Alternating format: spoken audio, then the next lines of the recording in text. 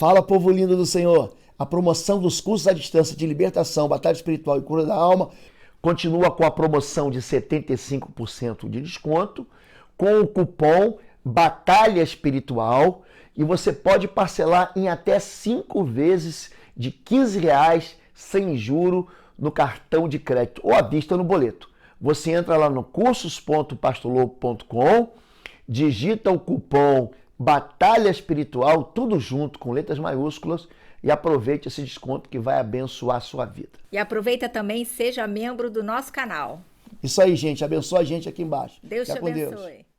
Você que está nos acompanhando agora, nós já estamos online. Na verdade, estamos ao vivo. A Igreja Batista de Bom Retiro recomeçou os cultos. Você pode se inscrever para o culto através do nosso aplicativo. É o primeiro banner que você vai ver no aplicativo IBBR, app IBBR. Hoje nós temos mais de 2.000 aplicativos já baixados. Você entra em se inscrever e ali você se inscreve para um dos cultos que vai ter. Por enquanto, essa semana e semana que vem teremos o culto da manhã. Inclusive semana que vem temos ceia do Senhor.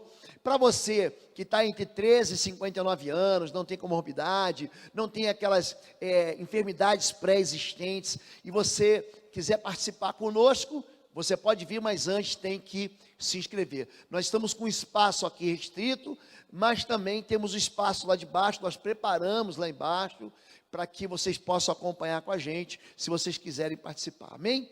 Vamos lá, Salmo 122, 1, diz assim: alegrei-me com os que me disseram, vamos à casa do Senhor. O perigo daqueles que vivem desigrejados. Vamos orar?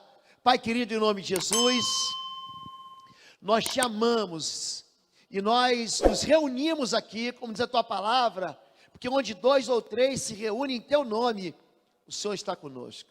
Estabelecemos o teu amor e quebramos agora, Pai, toda fortaleza mental, destruímos todos os impedimentos para que o teu povo possa entender a tua palavra, e convidamos o teu Espírito Santo para que comunique com fé essa palavra ao coração da tua igreja nessa manhã, em nome de Jesus, amém. Alegrei-me quando me disseram, vamos à casa do Senhor. O Salmo 122 faz parte da última porção do livro dos Salmos. O livro dos Salmos, eles têm 5 partições, ele é fatiado em 5 partes. Então, tem uma primeira parte de adoração, tem uma segunda parte de clamor contra o avanço dos inimigos, existe uma outra parte de louvor sobre quem Deus é, e a última parte fala sobre a festa de participar da adoração em Jerusalém. São chamados salmos de subida. O Salmo 120 diz: elevo meus olhos para o monte, de onde virá o meu socorro? O meu socorro vem do Senhor que fez os céus e a terra. Então, se você não conhece Israel, ela é um país que tem uma série de sistemas, de cadeias de montanhas. Tem o Monte Tabor, tem o Monte Moriá, tem o Monte Sião. Jerusalém fica em cima de uma montanha, então você não vai a Jerusalém, você sobe a Jerusalém.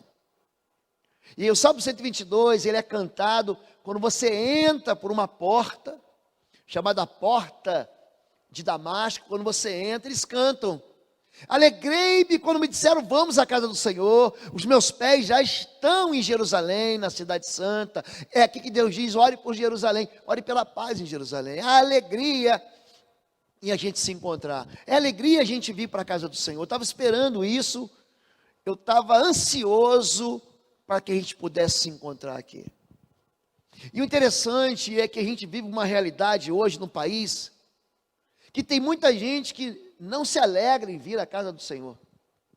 Se você pesquisar essa informação, ela está disponível no site do IBGE. Você tem muitas pesquisas lá, que são feitas através de censo, são pesquisas científicas.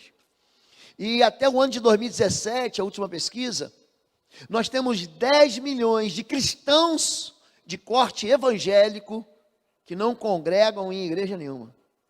É o que a gente chama de igreja flutuante. São pessoas que eles não têm raiz e não se posicionam em nenhuma igreja. Um dia está numa igreja A, no outro dia está numa igreja B, tem dia está na igreja C. E a palavra igreja ou eclésia significa justamente isso, reunião. Mas essas pessoas simplesmente não se reúnem. Alguns deles não é nem que pulam da igreja flutuante. Esses 10 milhões são gente que fica em casa. É a igreja do eu em casa, é a igreja do eu sozinho, por diversos motivos. Eles deixam de congregar. Aliás, o autor ao Hebreus, ele fala, não deixemos de reunirmos como igreja, segundo o costume de alguns, mas encorajemos uns aos outros, ainda mais quando vocês veem que se aproxima o dia. O autor da carta aos Hebreus, ele está falando o seguinte, que deixar de congregar é um perigo, porque o dia do Senhor, esse dia aqui que aparece com letra maiúscula no texto, está falando do dia em que o Senhor voltará, porque o Novo Testamento, ele fala sobre isso, Cristo veio e voltará. O Antigo Testamento diz outra coisa, Cristo virá.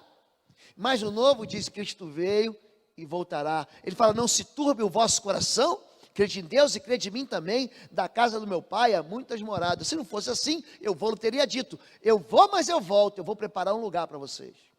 É uma promessa do retorno do Messias, que cada vez parece mais próxima da gente, cada vez parece mais às nossas portas. A gente começa a ver sinais de que a volta do Cordeiro, a volta de Jesus Cristo está cada vez mais eminente. E aqui ele está dizendo o seguinte, que quando você congrega, não deixe de congregar, porque aqui é um lugar de encorajamento, para você permanecer firme na fé, até o fim, até que Jesus volte. E o que faz pessoas virem para a igreja? Lucas 15, 13 a 14, diz que a igreja é um lugar de você ter comunhão com o Pai. O evangelho de Lucas é muito interessante, porque ele traz uma parábola que nenhum outros evangelhos trazem. É a parábola do filho pródigo, é o filho que se afasta da família e se afasta da fé. Não muito tempo depois, o filho mais novo reuniu tudo que tinha e foi para uma região distante. E lá desperdiçou seus bens vivendo irresponsavelmente.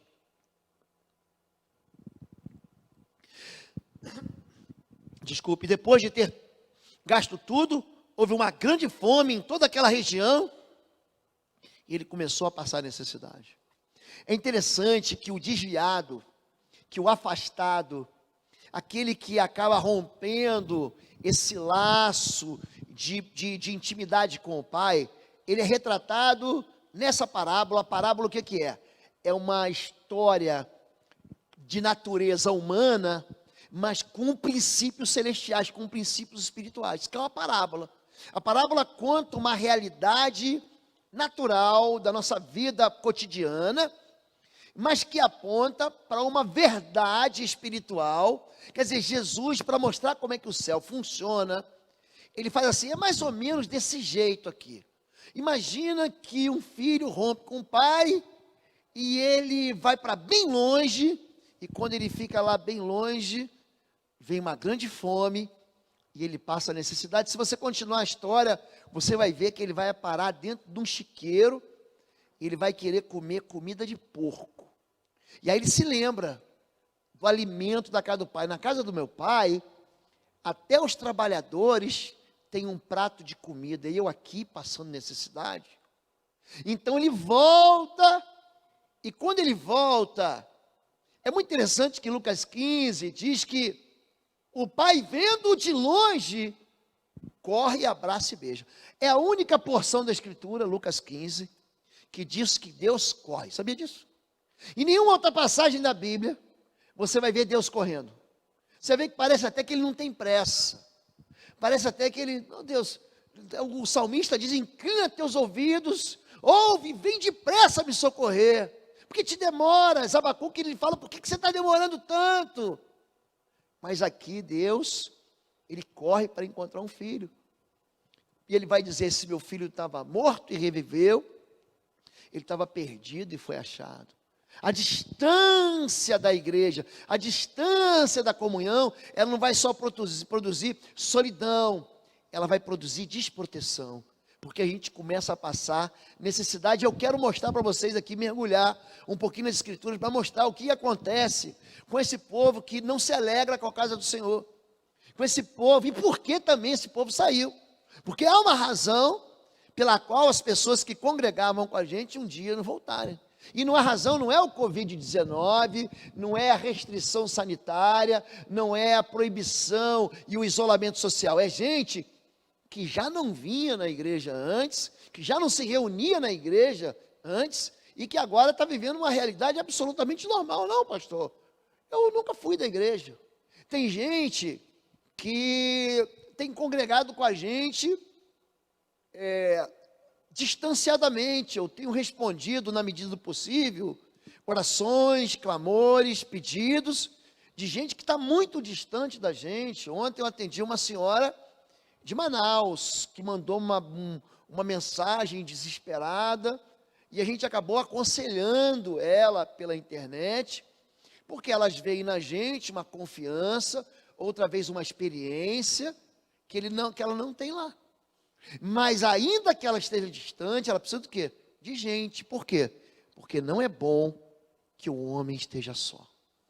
Se há algo na criação de Deus, que Deus mesmo diz que faltou, foi alguém do meu lado. Não é bom, a solidão não funciona bem. Far-lhe-ei uma ajudadora idônea para que lhe corresponda.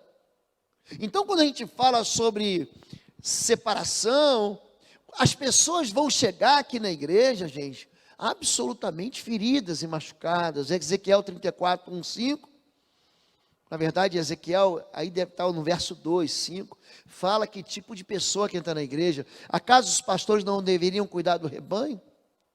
Vocês comem a coalhada, vestem-se da lã, abatem os melhores animais, mas não tomam conta do rebanho. Vocês não fortaleceram a fraca, nem curaram a doente, nem enfaixaram a ferida. Vocês não trouxeram de volta as desviadas, nem procuraram as perdidas. Por isso elas estão dispersas, porque não há pastor algum. Gente, que tipo de gente que entra na igreja? Gente com vida perfeita? Gente com casamento perfeito? Gente com vida financeira boa? Gente onde as relações familiares são bem cuidadas? Gente, sabe que tipo de gente que entra aqui? Gente como eu e você. A não ser que você tenha crescido num lar cristão, muito bem equilibrado, você vai ver o tipo de famílias disfuncionais que as pessoas experimentam a vida inteira e chegam aqui com 30, com 40, com 50 anos, fracas, doentes, feridas, algumas desviadas, algumas afastadas. O papel pastoral, ele muito mais do que um papel profético, a Bíblia diz que o dom profético é esse dom do pregador. Muito mais do que o dom profético, o pastor é alguém que cuida de pessoas. É alguém que cuida do rebanho. É alguém, nesse tempo de pandemia, a gente cuida de quem grita mais. Pastor, vem aqui. Pastor, me atende ali. Pastor, me socorre. Hoje, o que a gente tem? Bons pregadores, e você vai encontrar excelentes pregadores no YouTube. Vai pegar. São mensagens que vão impactar a sua vida, são mensagens que vão animar você, que vão desafiar você, mas ainda assim, você vai precisar ser cuidado. Alguém vai pegar você no colo e vai enfaixar sua ferida, vai curar você da tua enfermidade, vai trazer você para perto, vai largar 99 para buscar uma. Esse é o rebanho do Senhor, esse é o rebanho que entra na igreja. Então a gente não se cura sozinho. A gente precisa de alguém que olhe para a gente e diga assim: espera aí que eu vou me aproximar com cuidado. Lucas 10 fala da parábola do bom samaritano. É um homem que se importa com alguém que está jogado à margem da vida, esquecido, à margem do caminho. Ele se aproxima com, eu gosto dessa palavra, compaixão. Se aproxima com compaixão, joga azeite, joga vinho na ferida e leva ele para o hospital. Quando a gente fala de hospital, a hospedaria, né, era um local onde a gente descansava das dores da vida. Agora, se a Bíblia diz que essa gente é ferida, por que a gente não trata as pessoas? Ou porque as pessoas vêm para ser tratadas e são exprimidas, ou porque as pessoas estão traumatizadas, ou porque a gente está ignorando isso. Eles tratam da ferida do meu povo como se ela não fosse grave. Paz, paz, dizem quando não há paz alguma. Passou a época da colheita, acabou o verão, e não estamos salvos. Jeremias capítulo 8 está dizendo, para mim e para você, que tem muita superficialidade nos tratamentos. O ministério, aliás, a expressão ministerial da igreja, ela é marcada por uma série de departamentos. Então hoje nós temos o departamento de famílias com o pastor Marcos, nós temos um departamento de jovens casados com o pastor Quecos, nós temos um departamento de mulheres com a pastora Fabíola, nós temos um departamento de homens com Maurício Almeida, nós temos um departamento de intercessão com a doutora Anne, nós temos ação social com a Dani. Esses departamentos são como clínicas dentro da igreja que vão tentar curar a ferida, vão tentar aprofundar na ferida. Logicamente que à medida com que a igreja cresce, e à medida com que vão se levantando aqueles que são trabalhadores da vinha, aqueles que são obreiros na igreja, mais e mais pessoas vão sendo tratadas, e mais clínicas vão aparecendo. Mas a gente não pode dizer paz, paz, quando não há paz alguma. Por que não há paz alguma? Por que o ferido é grave? Porque as pessoas saem da igreja por um motivo. Eles têm aqui 10 motivos pelo qual as pessoas saem da igreja. Primeiro deles, decepção com a liderança.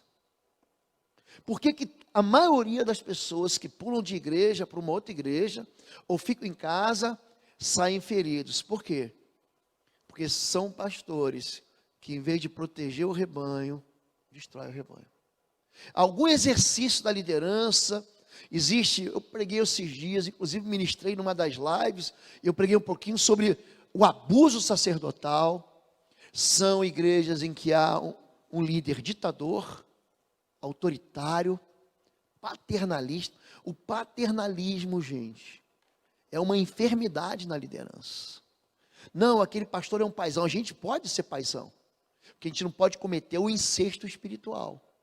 O que a gente não pode fazer é com que o filho seja discípulo para sempre. Não se eterniza discípulos. Há uma falha em discipular? Há. Mas o discípulo, ele tem que começar a crescer, e no seu coração, ele precisa ter convicções próprias a respeito da vida dele. Senão você cria e tem uma igreja que é um monte de bebês na fé. Ele não sabe orar. Ele não sabe entrar num lugar de batalha espiritual. Ele não sabe buscar na porção da Escritura uma palavra que anime o seu coração. Ele não se alimenta, porque eu tenho que estar sempre colocando leitinho na boca dele, uma mamadeira na boca dele, uma colherinha, abre a boca, vem um aviãozinho. Isso é eternizar discípulos. Existem igrejas que a função pastoral ela é tão forte, tão agressiva, que ele não deixa ninguém crescer. Aí a igreja nunca vai ter um seminarista, aí a igreja nunca vai ter um obreiro, a igreja nunca vai levantar novos pastores, e a igreja não vai crescer. Quando o pastor morrer, a igreja morre com ele. Então, uma decepção quanto à liderança. Número 2, discordam do tipo de governo da igreja. Se você entra numa igreja batista, você sabe que nós somos o quê? Congregacionais. Democráticos, nós resolvemos tudo em assembleia. Sabia que é tudo em assembleia? Tudo que a gente resolve aqui, a não ser que haja uma comissão, o pastor, ele tem um poder discricionário para algumas questões, mas, por exemplo, quando eu vou mexer com obra da igreja, eu tenho que votar. Eu não posso fazer, vamos fazer uma obra. Quando eu vou comprar uma propriedade, eu tenho que votar. Quando eu vou tomar uma decisão que vai mudar o rumo da igreja, a gente resolve desse jeito. Agora, tem outras igrejas não, que o poder é absolutizado na figura pastoral. Ele tem até um conselho consultivo, mas ele vai deliberar tudo. Então, se a pessoa não concorda com o tipo do governo da igreja, ele sai da igreja. São descontentes com o nível do ensino bíblico. Essa semana, eu recebi uma família, pastor, já não aguento mais. Eu fico acompanhando o senhor estou na minha igreja há 30 anos, Eu amo aquela igreja, eu ajudei a construir, eu investi, eu trabalhei, fui professor na escola bíblica, eu cuidei das crianças, eu estava no louvor, eu abria a igreja, eu fechava a igreja, mas eu não aguento mais viver nessa esterilidade bíblica. A gente não consegue, a gente vai na igreja e não aprende nada, não vive nada, não recebe um ânimo, não recebe uma injeção que me desafia a ir para frente, que me empurra a ir para frente. Decepção, porque não aceitam nenhum tipo de disciplina. Aí é outra questão. Aí tem a questão da rebelião. É gente que você diz assim, ó, não se mete com isso. Tem gente que vem para o gabinete e está achando que o pastor vai alisar o pecado ou vai concordar com a iniquidade. Pastor, o senhor me abençoa. Não, para o pecado eu não te abençoo. Eu vou dizer, você vai quebrar a cara. Você vai se machucar. Para com esse teu... Olha, interessante que Deus, Ele nunca vai trazer juízo sem antes trazer para a gente uma palavra de alerta. Ele avisou Caim, Caim, por que está descaído o teu semblante? Se tu fizeres o bem, não serás aceito. O pecado jaz à sua porta, sobre o qual você deve dominá-lo. Gente, mas se você não domina o pecado vai te dominar. Então tem gente que não se submete a nenhum tipo de disciplina. São filhos que já em casa são rebeldes com pais. São filhos que já em casa, na escola já são rebeldes com os professores. Eles crescem dentro do ambiente que diz assim, ninguém manda na minha vida. E ele não entende que a submissão é melhor do que o sacrifício. Deus tentou ensinar isso para Saul. Você era pequeno aos teus próprios olhos, Saul, e eu te fiz grande. O obedecer é melhor do que o sacrificar. É interessante que a submissão é melhor do que a gordura de carneiro. A gordura de carneiro era a oferta mais cara que você podia trazer no altar naquela época. Ele está dizendo o seguinte, é melhor, a submissão é melhor. Não me submeta a ninguém. Ninguém manda na minha vida. Se esse pastor está pensando que ele vai falar para mim, eu vou casar com essa mulher. Mas essa moça, você não está vendo que ela vai destruir a tua vida? Você não está vendo que esse caminho que você está tomando, você vai ter uma colheita fracassada no futuro? Eu tenho conversado com jovens e adolescentes a respeito de estudo. Gente, só agora que a gente chega na nossa idade, que a gente sabe quanto valeu a pena o tempo que a gente ficou debruçado sobre os livros, sentado nas cadeiras, aprendendo diante da cátedra dos nossos professores. Porque a Bíblia é muito clara com relação a isso. Salomão, aquele homem que ficou trilionário, aquele homem riquíssimo, ele diz, aquele que trabalha corre atrás do dinheiro, mas aquele que estuda o dinheiro corre atrás dele. Quem estuda o dinheiro corre atrás dele, mas o indisciplinado vai dizer assim, não, eu sei o que eu estou fazendo, e não sabe. Número 5, são marcados por algum abuso ou ferida na igreja. Brigaram com o irmão, foram massacrados pelo irmão, roubaram o ministério dele, ele trabalhou, se esforçou, de alguma maneira, eles foram atingidos no lugar onde deveriam ser amados. E é por isso que ele não está na igreja. Não querem compromisso com nada, pastor. Esse negócio de igreja aí para mim, não me vem com. Não quero compromisso. Esse negócio de vir no culto domingo às 7 da noite, não, porque eu quero ver o segundo tempo do meu jogo de futebol. Eu já trabalhei a semana inteira. Ele tem uma boa desculpa. Não fique pensando que ele não é razoável. Ele é muito razoável, mas ele tem uma boa desculpa para não congregar. Eu não preciso disso. Número 6. Número 7. Tem sua própria definição de igreja, como a mais autêntica e bíblica. Aí ele é inteligente. Aliás, o diabo adora os inteligentes. Ele detesta os obedientes. O diabo, gente, ele gosta de gente inteligente. Está pensando que ele gosta de burro? Está pensando que ele gosta do ignorante? Não gosta, não. Ele gosta do inteligente. Porque ele conversa. Repara que quando Eva, ela só cai porque ela começa a argumentar com o cão. E o cão consegue dizer, aquela serpente, que não era um cão, né? Não era um cachorro. Cão é o nome que nós damos no nosso país. Um apelido nada carinhoso para o diabo. Que cão, até o cãozinho da nossa casa é bonitinho. Esse não, isso não vale nada. E ele começa a argumentar de uma maneira tal. E Eva tinha todo um pomar, todo um jardim de frutas e de frutos. e ele faz ela tomar da única que não podia. Você imagina se a mãe chega para você, você pode comer tudo, ó. Esse confete, esse suspiro, eu só estou falando de coisa que eu gosto. Esse pedaço de chocolate, essa trufa, essa goiabada com queijo, essa aqui você não pode. O resto você come tudo. Gente, e ela acaba se debruçando, acaba alimentando, experimentando, saboreando a única coisa. Ele tem essa inteligência de te convencer de que se você não comer aquilo, alguma parte deliciosa vai ser sonegada para você na sua vida. Você está entendendo isso? São pessoas que foram criados na igreja, mas nunca tiveram uma experiência real com Cristo. Aliás, isso aqui é muito comum.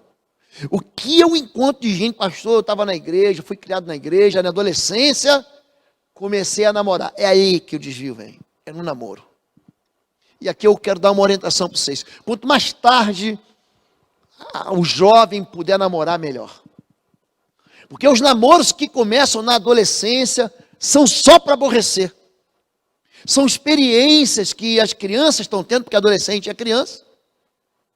São experiências que as pessoas estão tendo, que os adolescentes estão tendo, de intimidade, que elas não poderiam ter, porque não têm, emocionalmente não estão preparados para isso, fisiologicamente não estão preparados para isso. E começam a ter experiências e daqui a pouco se desviam. E se desviam para não voltar mais. Aí quando a vida está destruída, sabe? A ovelha ferida, a ovelha quebrada, a ovelha desviada, a ovelha machucada, ela volta para a igreja, pastor, fiz tudo errado. E agora é que a ficha caiu. É quando a gente está dentro do chiqueiro e fala assim, olha, estou com saudade daquela da casa do meu pai. Vocês entendem isso? Número 9, não frequentam a igreja, mas usam a igreja que criticam para educar seus filhos na escola bíblica. O pai não vem, mas diz para o filho, você tem que ir para a igreja. É muito comum isso, gente. É muito comum aqui na IBBR, muito comum não. Eu conheço pelo menos 2 casos de gente que não vem, mas diz assim, pastor, eu quero que meu filho seja criado na igreja. Ele está um desigrejado, mas ele quer que o filho, porque ele sabe que aqui o princípio, os conceitos de vida eterna vão ser inculcados, vão ser trazidos para a mente dele, e isso ele sabe que vai beneficiar o seu filho, a sua família, no final das contas. E por último, continuam crendo em Cristo, em algumas partes da Bíblia que selecionam o seu bel prazer. Não está pensando que eles são ateus? Os desigrejados não são ateus, são crentes. Creem em Jesus, você pergunta para ele assim, vamos tirar aqui uma profissão de fé. Gente, é crente. Só que de alguma maneira não querem mais congregar e acham que isso vai beneficiar eles. Mas na verdade isso é perigoso demais. Quando a Bíblia fala em permanecer juntos, aqui é João capítulo 15, Jesus está fazendo o seu último apelo. No capítulo 14 ele falou assim, eu vou para o Pai. No capítulo 15 ele fala assim, olha, vocês têm que permanecer juntos. E ele vai falar aqui num pequeno discurso, 11 vezes, para a gente permanecer. Permaneçam em mim e eu permanecerei em vocês. Nenhum ramo pode dar fruto por si mesmo se não permanecer na videira. Vocês também não podem dar fruto se não permanecerem em mim. Eu sou a videira, vocês são ramos. Se alguém permanecer em mim e eu nele, esse dá muito fruto, pois sem mim vocês não podem fazer coisa alguma. Se alguém não permanecer em mim, será como o ramo que é jogado fora e seca. Vou repetir, será como um ramo que é arrancado, jogado fora e seca. Tais ramos são apanhados, lançados ao fogo e queimados. Se vocês permanecerem em mim e as minhas palavras permanecerem em vocês, pedirão o que quiserem e lhes será concedido. Meu Pai é glorificado pelo fato de vocês darem muito fruto. E assim serão meus discípulos. Como o Pai me amou, assim eu os amei. Permaneçam no meu amor. Se vocês obedecerem aos meus mandamentos, permanecerão no meu amor. Assim como eu tenho obedecido aos mandamentos de meu Pai, e em seu amor permaneço. João 15, de 4 a 10. Esse papo de vem para a igreja e fica conosco, não é conversa de pastor. É um alerta de Jesus. Permanecer congregando Viver uma vida de comunhão, de relacionamento. E nós temos hoje células, e nós estamos achando tão bonito o mover das células, que continuam se encontrando. Uma irmã entrou no culto e falou assim: pastor, a minha célula não veio, foi a última que trouxe. E trouxe aqui um papelzinho para botar, para representar que a minha célula está aqui. Isso é um ato profético que ela fez. Está por aqui ela. É um ato aqui. Ela fez um ato profético, por quê?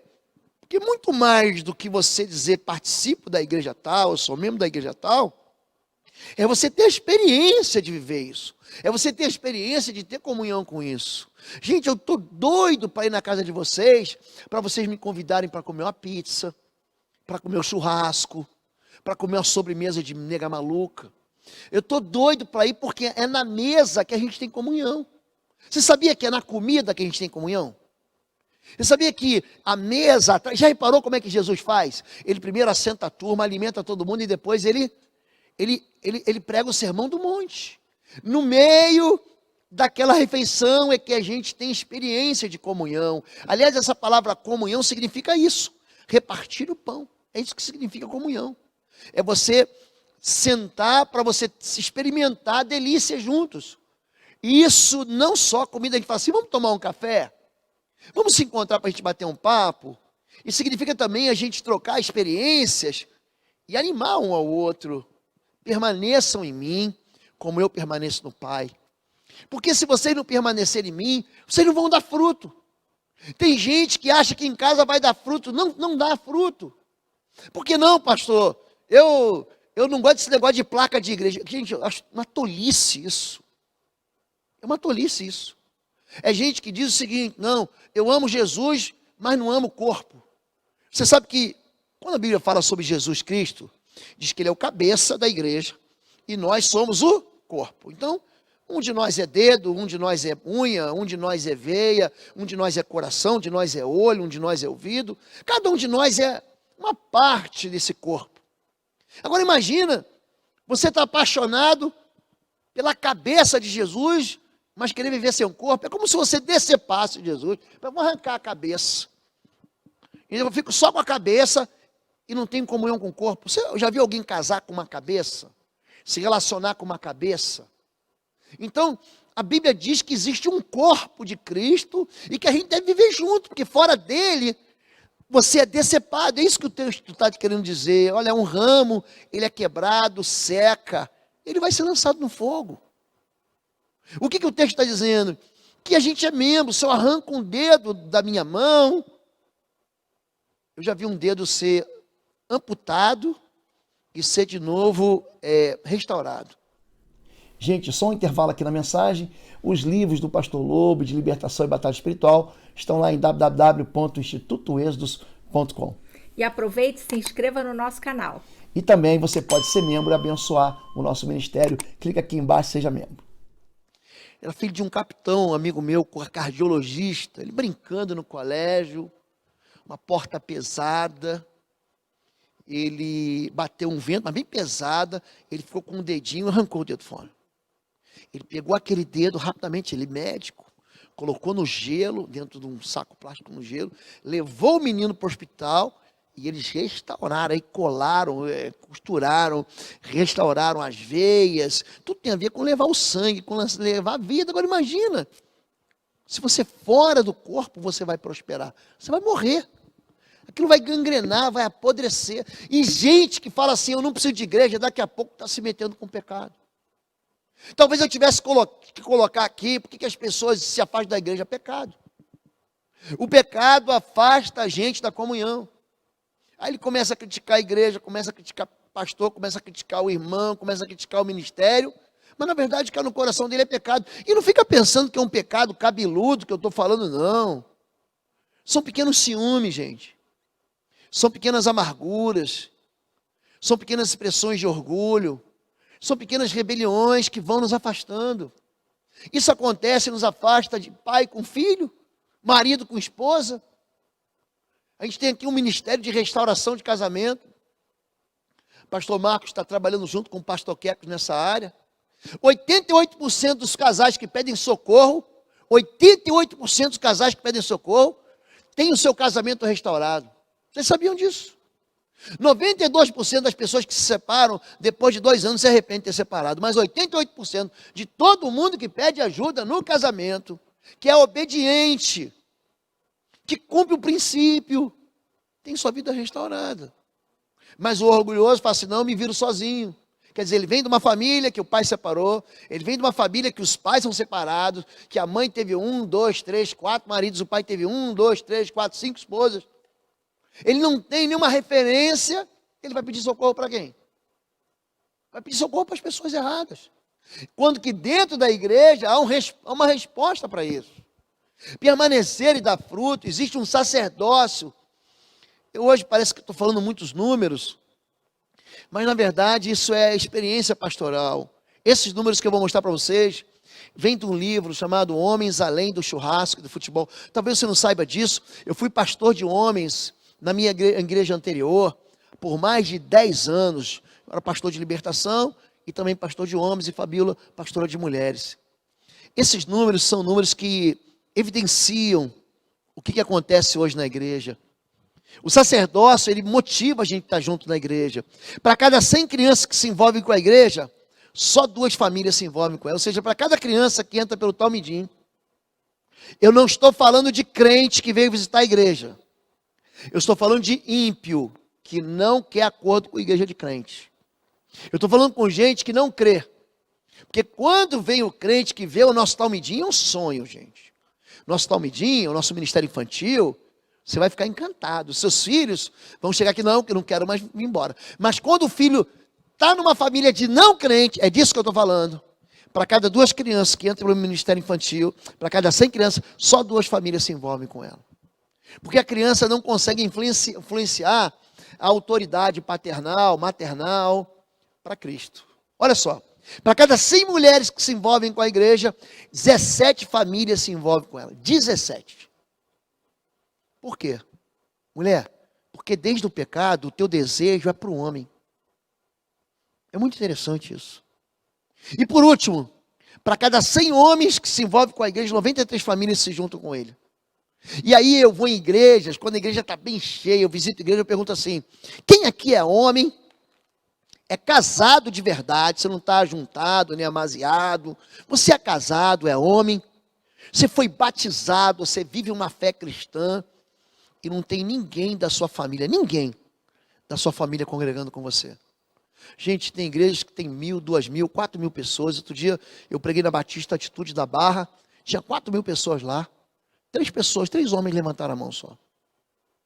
Então existe sim uma influência sacerdotal, do papel do pai, do papel da mãe, para trazer os filhos para dentro desse ambiente, onde Deus abençoa. Mas o que acontece? Os pais, dentro de casa, criticam a igreja, criticam, o filho está ouvindo. O filho está enxergando alguma coisa, ele ama a igreja, ele ama o amiguinho, ele ama a escola bíblica, ele ama o encontro infantil, os adolescentes estão aqui, estão congregando com a gente, os jovens, mas ele está ouvindo o papai dizer que tem alguma coisa que está errada. Como se igreja fosse um lugar de perfeição. Não é não, gente. A igreja é lugar de gente. Você sabia que a igreja é lugar de gente? O pastor da igreja é gente. A pastora da igreja é gente. Os ministros da igreja são todos seres humanos. Ninguém tem asa e fica voando como anjo aqui.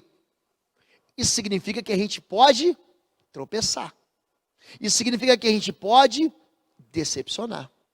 Mas aqui também é o lugar da gente perdoar, da gente restaurar, da gente ser maduro. Existe um tempo de maturidade para que o pastor, ele deixe de ser brigão, ele deixe de ser mandão, ele deixe de ser agressivo, ele saiba receber críticas e olhar e falar, é verdade, eu tenho que me corrigir. Porque a igreja é feita por gente. Papai e mamãe, quando criticam ministerialmente, estão dizendo para os filhos assim, não é nada disso que você está, não é essa Disneylândia. E os filhos vão crescer e vão se desviar. O papel do pai, o papel da mãe, eu li esse livro, é impressionante. Ele fala sobre a grande omissão. O papel da comissão é do pai. foi-me dado toda a autoridade nos céus e na terra. Portanto, vão e façam discípulos de todas as nações, batizando em nome do Pai, do Filho e do Espírito Santo, ensinando-os a obedecer tudo o que lhes ordenei.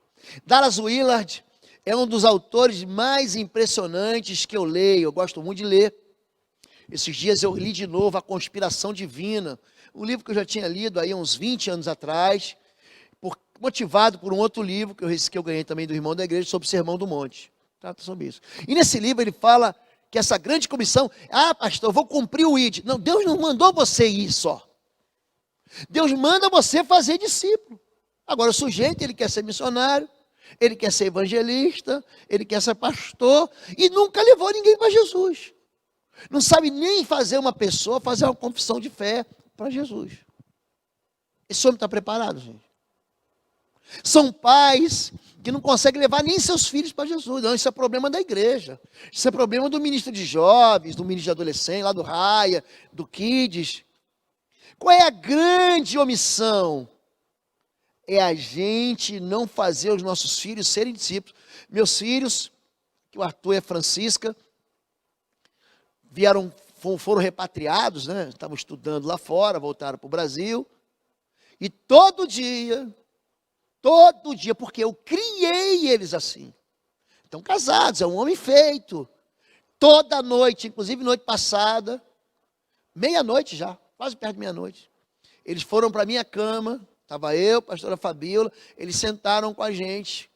Pai, ora pela gente, ora com a gente, ora pelos nossos sonhos, ora pelos nossos pedidos. Eu ensinei ele a isso. Então, o discipular, gente, você não aprende a orar a não ser orando. E se você não ensina os teus filhos, eles vão achar que oração é um negócio que você faz quando vem na igreja e o pastor e a pastora oram por você na hora da dedicação do dízimo e na hora da oferta. E não é isso. Você ensinar teu filho, a gente lá em casa tinha uma dificuldade, às vezes para dar castigo, hoje você não vai para a igreja, ele era um chororô. Porque ele aprendeu a amar aquilo que a gente ama. A gente ia brincar, vamos para um hotel tinha piscina. Cansei de ver Arthur e Natália brincando. Os dois, eu ministro do evangelho, te batizo no nome do Pai, do Filho e do Espírito Santo. Aí Natália mergulhava, ficava batizando ele. Arthur, Natália estava nervosa, botava a mão na cabeça. Eu te repreendo, Satanás, em nome de Jesus, sai. Então tem essas coisas, eles viam a gente fazer isso. E acabavam fazendo isso. Tinha um culto em casa, cansou de fazer culto. Fabíola cansou de aceitar Jesus. Um pregava, outro louvava, tal. Eu falei, o quê? Só tinha um para aceitar Jesus, era a Fabíola, era ela. Mas isso tudo é o quê? É você fazer o discípulo em casa. E quando você não faz o discípulo em casa, ele começa a achar que viver em casa sem igreja não traz alegria. Alegrei-me quando me disseram, vamos à casa. Eu disse, não, me alegrei nada. Em cada 10 homens na igreja, você vai encontrar isso hoje aqui. 9 a cada 10 membros da igreja, 9 terão filhos que abandonam a igreja. Olha o quadro da igreja hoje. 8 não vão achar seus empregos satisfatórios. 6 deles estarão endividados, pagarão apenas a parcela mínima do cartão de crédito. Você sabia que nós temos um ministério aqui chamado IBBR Investe? Para ensinar você. Se eu perguntar aqui, quem aqui o pai, nós temos um grupo hoje pequeno, ensinou você a investir? Te ensinou, levanta a mão. Uma pessoa. Uma pessoa. E a Bíblia fala sobre investimento o tempo todo. Segundo as Coríntios capítulo 9, só fala de investimento. José no Egito é investimento. Ele está falando, você vai ter 7 anos de vacas gordas, investe. Porque vão vir 7 anos que o bicho vai pegar, você vai ficar rico.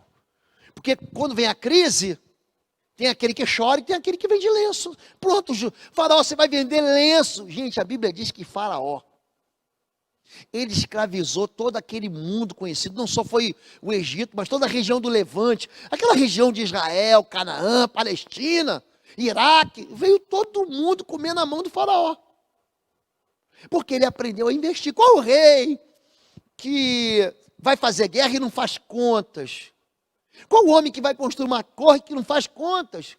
nós não aprendemos a mexer com dinheiro.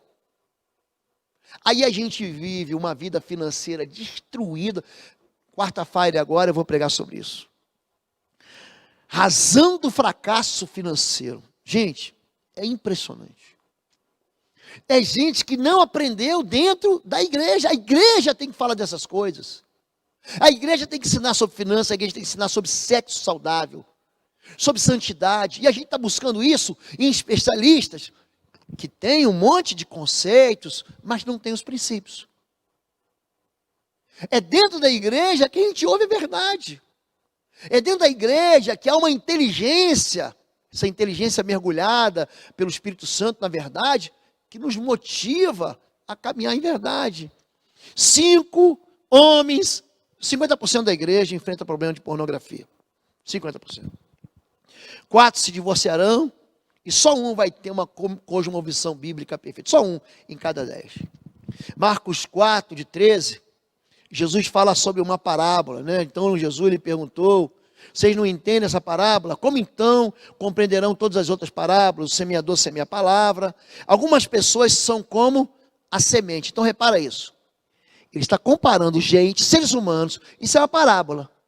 A semente, há tipos de sementes que caem em tipos de solos. É como uma semente à beira do caminho, onde a palavra é semeada. Logo que a ouvem, Satanás vem e retira a palavra nela semeada. Aqui, nós estamos lendo Marcos. Em Mateus, ele explica melhor, ele diz o seguinte: é aquele que ouve a mensagem e não entende, Satanás rouba. Tem gente que sai do culto e fala: o que o pastor pregou mesmo? Não sei lá. Qual foi o texto que o pastor pregou? Não sei. Tem uma segunda semente. Outras, como a semente lançada no terreno pedregoso. Ouve a palavra. Você vê que todos eles ouvem a palavra. Ouvem a palavra e logo recebem com alegria. Todavia, visto que não tem raiz em si mesmo, permanece por pouco tempo. Quando surge uma tribulação, alguma tribulação ou perseguição por causa da palavra, logo abandona. Gente, primeiro ele está entrando na igreja e acha que tudo vai ser um mar de rosas. Mas a vida vai continuar. Aí quando vem o primeiro probleminha, ele fala: vou desviar. Outros ainda, como a semente lançada entre espinhos, ouvem a palavra, mas quando chegam as preocupações dessa vida, e o engano das riquezas, e os anseios por outras coisas, sufoca a palavra, tornando-a infrutífera, tipo assim: eu vou me virar. Vem o engano das riquezas. Você acha que riqueza não engana? Engana, gente. Engana. Mamon não é fácil, não. Vem as necessidades, vem ansiedades. Eu tenho que ganhar a vida, pastor.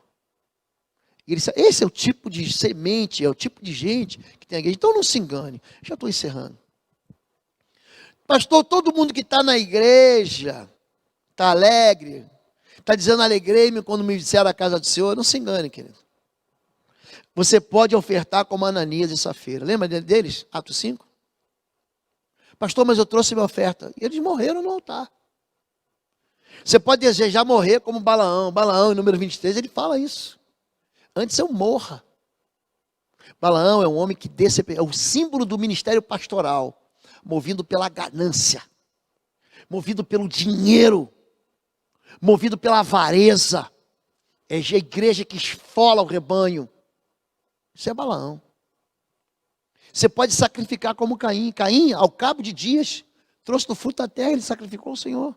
Você pode testemunhar como Demas. Demas andou com o apóstolo Paulo, viu o milagre.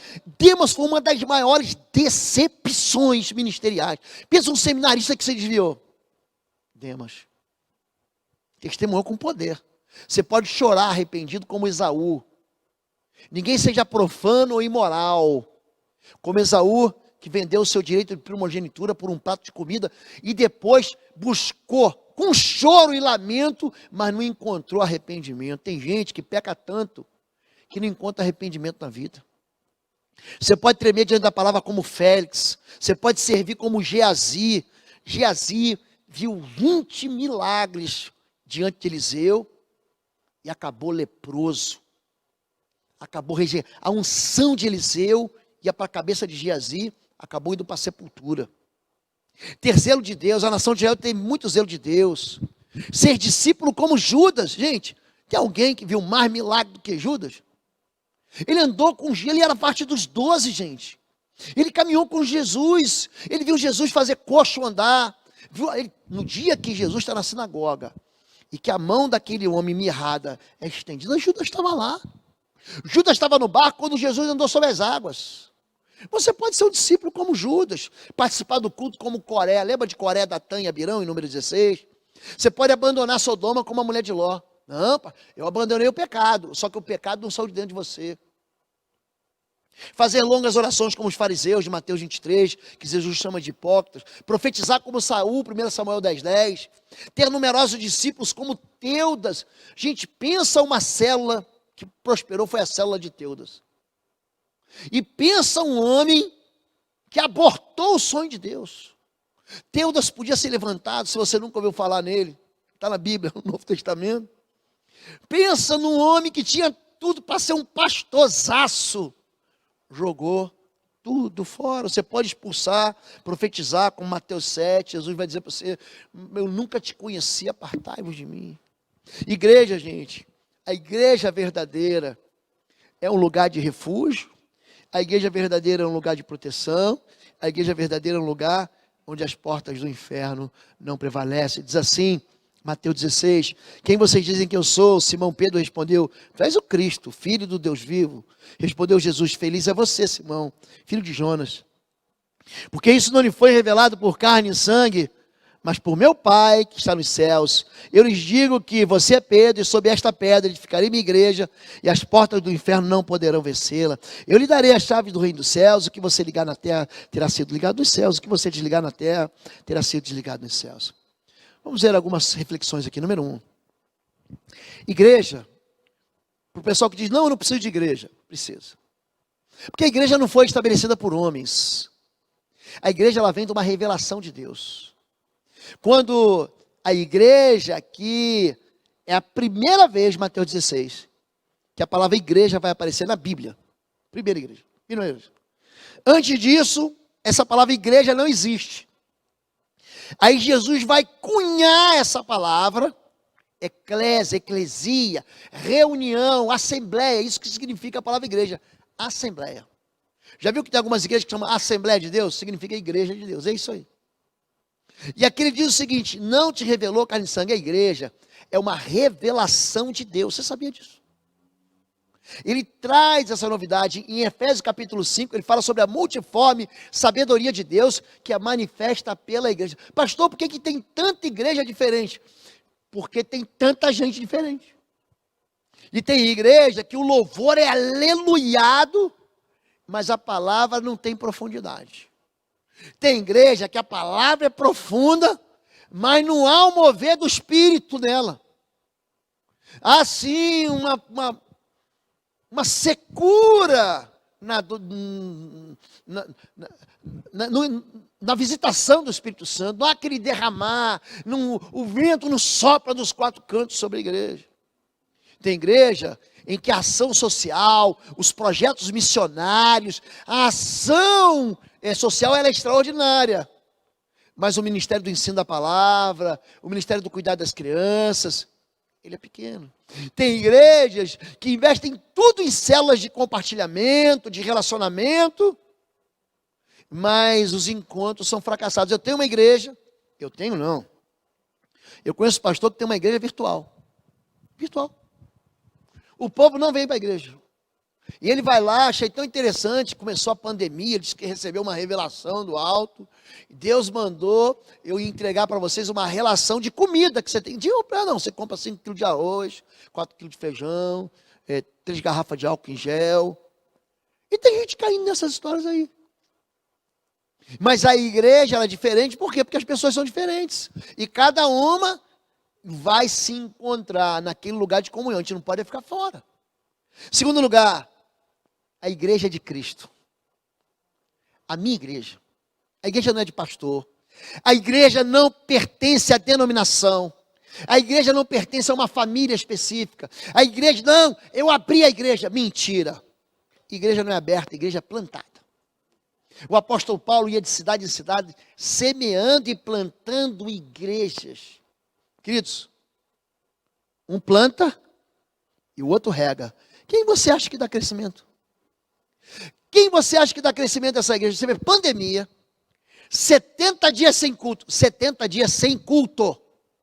Sabe quantas pessoas entraram para a igreja? Nós vamos fazer a assembleia. 75 pessoas. Você acha que isso é coisa do homem? Você acha? 15 vão ser batizados. Tem muita gente trabalhando? Tem. O Ministério de Integração, ó, tá ralando. O Ministério de Intercessão tá ralando. Gente, eu não passo um dia sem orar por você. Sem orar pelos meus pastores. São meus amigos. Não são auxiliares, são pastores dessa igreja. Eu não quero ser chamado de pastor auxiliar. São pastores da IBBR. Conversei ontem com Samuel, que é pastor, foi ordenado pela Sara Nossa Terra, e hoje é nosso pastor de louvor. Falei para ele, para pregar nessa igreja, tem que amar essa igreja. Não quero ninguém se aproveitando de rebanho. A gente tem que ter o nosso coração no povo de Deus. Então, porque tem pandemia, a pessoa pede socorro, eu não vou atender? Gente, eu fiz um juramento quando eu tinha 15 anos, renovei ele quando eu tinha 17 anos. Um no 7 de setembro de 1983. E outro, quando eu fui saltar de paraquedas pela primeira vez. Eu tinha 17 anos, a pastora Fabíola foi me visitar. Gente, pensa um menino que estava com medo de saltar de paraquedas. A primeira vez. Como é que você vai para a Força Aérea e não sabe saltar de paraquedas? Se o avião entra em pânico, como é que você faz? Você tem que se virar. Toma um chá de Civirol e salta, meu filho. E nós fazemos um curso.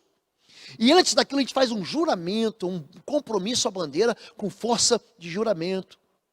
Em que você promete dar a tua vida para que o povo brasileiro viva. É isso que o soldado tem no coração.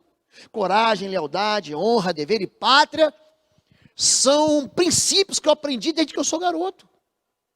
Então quer dizer que vem uma pandemia e eu não posso atender as pessoas? Claro que eu vou atender. Eu vou tomar todo cuidado, vai ter álcool em gel, vamos ficar separados, vamos usar máscara, vamos higienizar o local, mas eu tenho que atender todo mundo. Porque isso é cuidar de rebanho. A Bíblia diz que Jesus é o dono da igreja. Número 3, a igreja é edificada por Jesus. Ah não, pastor, não é Pedro que edifica a igreja. Não é não, querido. Já leste 1 Pedro 2,4? Pergunta para Pedro quem é a pedra. Pergunta. Pedro está dizendo o seguinte, Deus está falando assim, ó, sobre essa confissão, sobre essa rocha que você está colocando aí, Pedro, você é pedra, é uma pedrinha.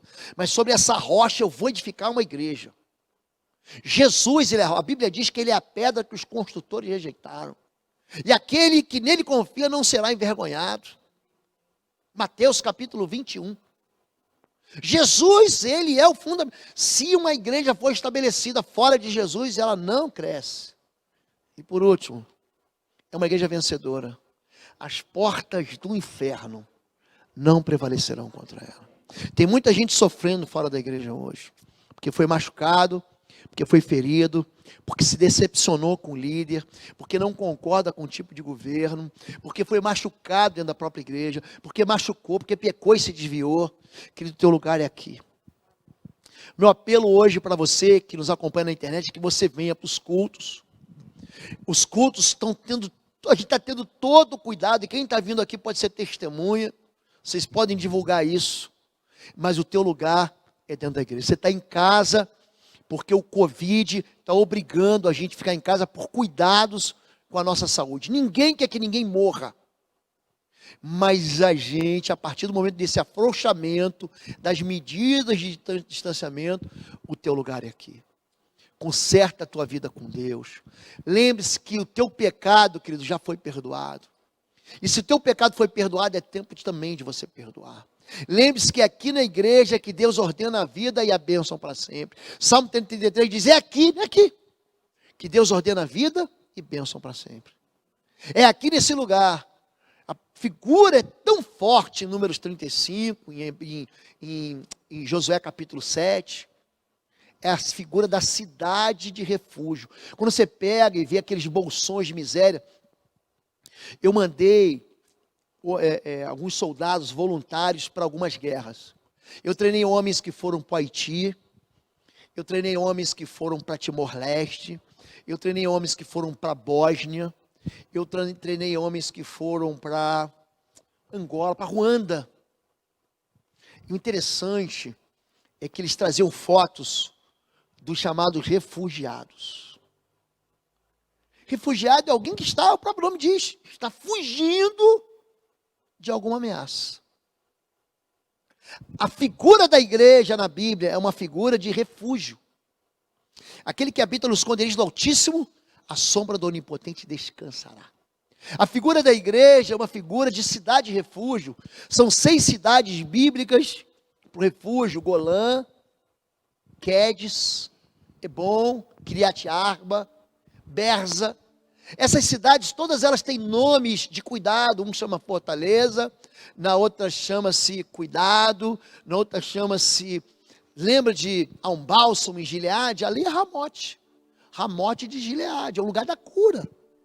A igreja é a expressão do cuidado, da cura, da proteção do Senhor.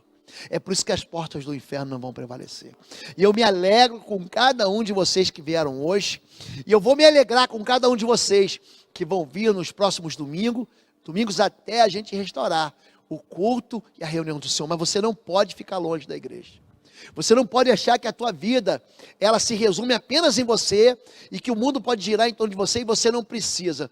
Porque é quando 2 ou 3 se reúnem, é que Deus está no meio de nós. Amém? Deus abençoe. Vou convidar todos para vocês ficarem em pé, em nome de Jesus. E quero fazer aqui um desafio, um apelo.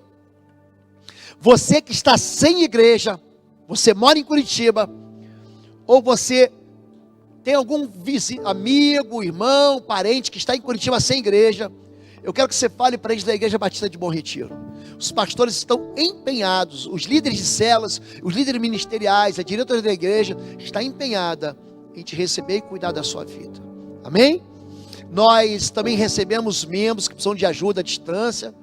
Você coloca lá, presta atenção nesse e-mail, integração, sem o C cedilha e sem o tio, tá bom? integração@ibbr.org.br. Manda para a gente seu nome, manda para a gente o seu endereço. Nós estamos mandando para as pessoas um arquivo para você preencher os seus dados, para vocês ficarem debaixo da cobertura espiritual dessa igreja.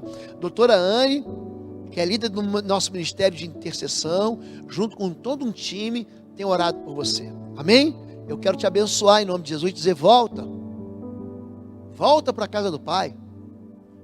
Se você estiver no chiqueiro, volta. Teu Pai que está no céu vai te receber com festa, vai matar um bezerro gordo. A Bíblia diz que haverá mais festa no céu por alguém que volta, por um arrependido, do que por 99 que não precisam.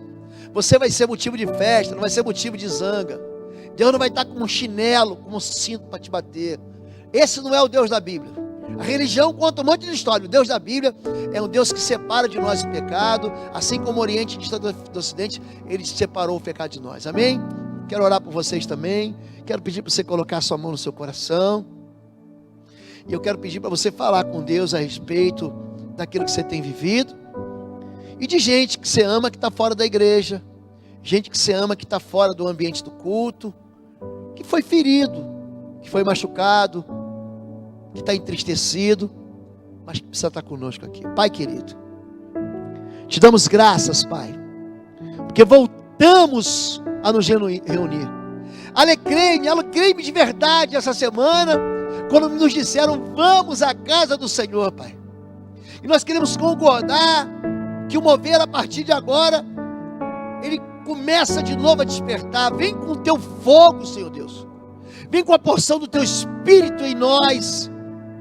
Tira de nós todo medo, toda ansiedade, tudo aquilo que nos ameaça. Enche-nos também de sabedoria e de prudência, Pai. Mas não nos deixa ficar longe da tua igreja. Não nos deixa nos afastar, Pai, desse lugar de reunião, aonde o Senhor mesmo edificou, para a glória do teu nome, aonde o Senhor nos protege de todo mal, onde o Senhor nos refugia. Não deixa, Pai, que o nosso coração, que é inclinado a experimentar outros sabores, Pai, encontre longe do Senhor a única fonte que nós temos. Nós abençoamos cada família e cada pai. Pai, eu quero abençoar aqui aqueles que têm filhos que estão afastados, para que o Senhor dê sabedoria, intrepidez na oração, autoridade e poder do alto. O Senhor dê também amor, compaixão e perdão. Que o Senhor coloque sobre eles o teu bálsamo, sobre cada casa, que eles saiam daqui protegidos por esse tempero do teu amor, essa porção do teu amor. Pai, abençoa a Igreja Batista do Bom Retiro aqui, abençoa o meu irmão que está em casa agora, e que eles saibam que o óleo do Espírito também está sobre ele, mas o lugar deles é aqui, em nome de Jesus. Amém, amém, amém.